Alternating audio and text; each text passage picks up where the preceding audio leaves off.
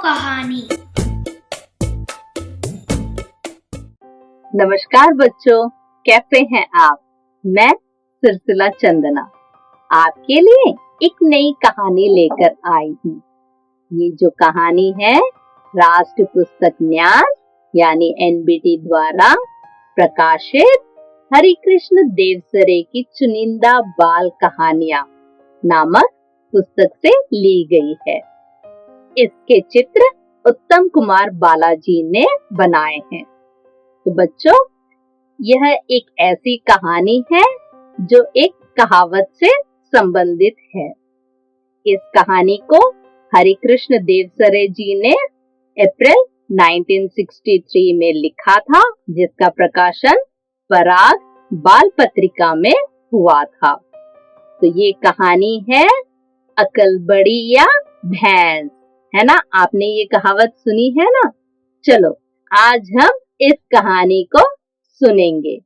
तो कहानी कुछ इस तरह शुरू होती है। एक जंगल और उस जंगल में एक तालाब था। जंगल के सभी जानवर इसी तालाब में पानी पीने आते थे। तालाब के किनारे एक पुराना सा पेड़ था।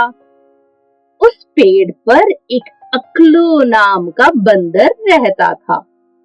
वह बहुत अक्लमंद था, इसलिए वहां के सारे जानवर उसे अकलू कहकर पुकारते थे। जंगल के जानवर अक्सर अपने झगड़े का फैसला अकलू के पास आकर किया करते थे। एक दिन की बात है, दोपहर का समय था। अकलू अपने पेड़ पर बैठा हुआ था। इसी बीच उसने देखा कि उस तालाब में एक भैंस आई। वह तालाब में घुसकर नहाने लगी। बड़ी देर बाद वह तालाब से निकली तो उसके शरीर में मिट्टी और कीचड़ लगा हुआ था।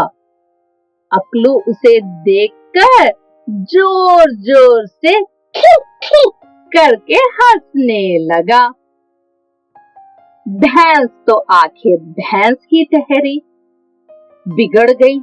वह गुस्से में बोली, तुझे शर्म नहीं आती? अपने से बड़ों पर हंसते हो।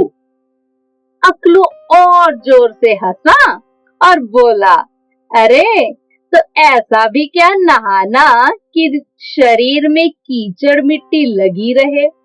इससे अच्छा तो यही था कि नहाने न जाती। तूने तो अपने साथ तालाब का पानी भी गंदा कर दिया, खुद भी वैसी ही हो गई। जा जा, बड़ा आया। भैंस ने उसे धमकाना शुरू किया और कहा, जरा नीचे आ तो अभी मजा चखा दूं। अकलू ने ताने से कहा, अरे जा जा, अपना काम कर। इतना बड़ा शरीर तो है, पर अकल रत्ती भर भी नहीं पाई तूने। इस बार अकलू और जोर से हंसा और खुशी से इधर उधर 2-3 बार उछला कूदा। भैंस भला अकलू की बातें क्यों सहने लगी। तो फिर आना, इस बात का फैसला हो ही जाए कि कौन बड़ा है, तू या मैं। भैंस और अकलू की गर्मा गर्म बातें जंगल के दूसरे जानवरों के कानों तक आ पहुंची। उन्होंने तय किया कि किसी न किसी तरह इस झगड़े को निपटाना ही चाहिए। शाम हो गई। जंगल के सारे जानवर तालाब के किनारे इकट्ठा हो गए। सबकी राय से यह तय हुआ कि जो कोई इस तालाब को बीच से पार कर जाएगा, समझो वही बड़ा है। इस प्रतियोगिता के लिए शेर को निर्णायक बनाया गया और गीदड़ महाराज को रेफरी। जंगल के सभी जानवर यह मजेदार तमाशा देखने के लिए उत्सुक थे।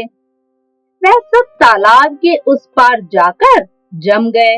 इधर अकलू, भैंस और गीदड़ रह गए। अकलू बहुत परेशान था। उसे तैरना तो आता ही नहीं था। आखिर इतना बड़ा तालाब कैसे पार किया जाए? अब सारी तैयारियां पूरी हो चुकी थी, तो गीदड़ ने दोनों को सावधान किया। उसके वो वो करने पर दोनों को तालाब में तैरना शुरू कर देना था। अकलू की परेशानी बढ़ गई। दिल धड़कने लगा। घबराहट के कारण कुछ सूझता ही न था।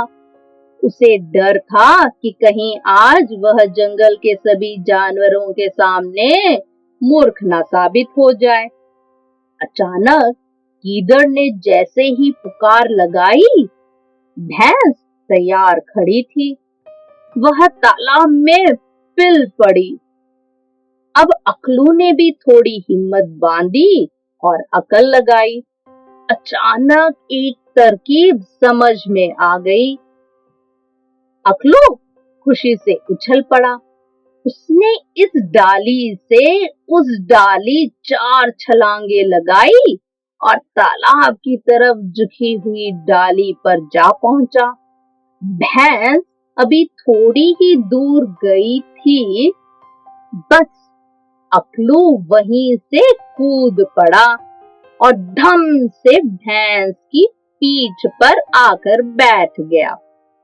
भैंस ने उसे गिराने के लिए 1-2 बार इधर उधर पूंछ हिलाई, पर अकलू ने भी उसे पकड़ लिया।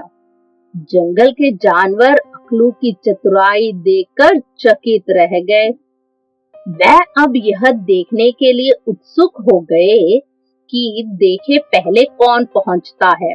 भैंस किसी तरह धीरे धीरे किनारे पहुंची। अभी जमीन थोड़ी दूर पर ही थी कि अकलू जोर से उछला और किनारे पर आकर खड़ा हो गया।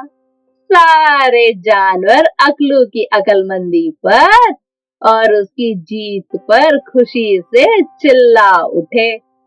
इधर भैंस बेचारी धीरे धीरे पानी के बाहर निकली। तभी शेर ने फैसला दिया कि अकलू बड़ा है, भैंस नहीं।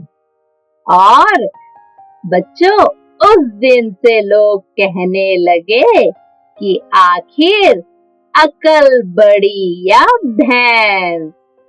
तो कैसी लगी बच्चों आपको कहानी? अच्छी थी ना? जी हाँ, आज के लिए इतना ही। धन्यवाद।